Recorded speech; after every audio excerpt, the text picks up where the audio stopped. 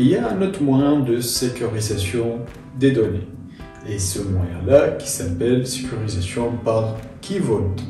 Donc, dans cette partie de cours, je vais expliquer qu'est-ce qu'un key vault et qu'est-ce qu'il va me permettre de sécuriser. Donc, par la suite, on va passer à la deuxième partie du cours, dont on va créer la ressource Azure et dans laquelle on devrait créer des secrets et des values pour sécuriser les accès, quels que soient les logins et les mots de passe, ou les connection strings pour accéder à la base de données.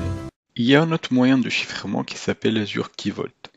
Donc, Azure Key Vault, c'est un outil utilisé pour stocker les secrets. Donc, il s'agit d'un mot de passe, d'un certificat ou d'un clé. Donc, Key Vault agit comme une zone sécurisée pour l'accès à un secret de manière sécurisée, généralement par programmation. Donc, les données de Key Vault ont leur propre stratégie airbag.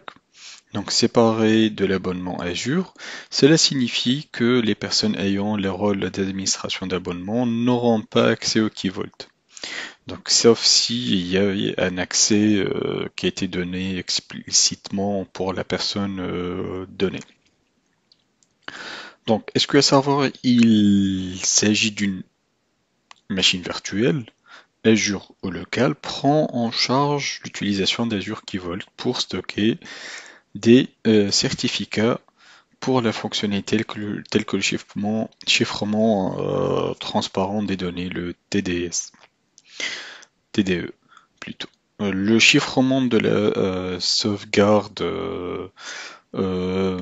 Always Encryption, donc bien que cette configuration soit complexe dans l'environnement local, elle est très facile sur l'environnement Azure. Donc on peut voir ça. Donc on devrait créer la ressource Key Vault.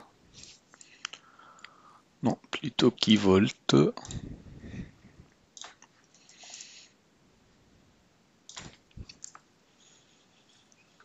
voilà, create pour créer mon Key Vault dans la souscription bien indiquée.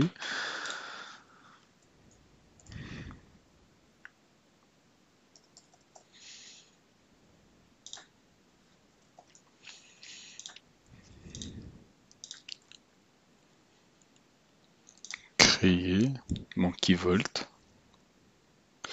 Et dans ce Key Vault là, on devrait stocker soit du connection string, soit du secret. Donc les connection string ou les secrets, on peut les trouver ici.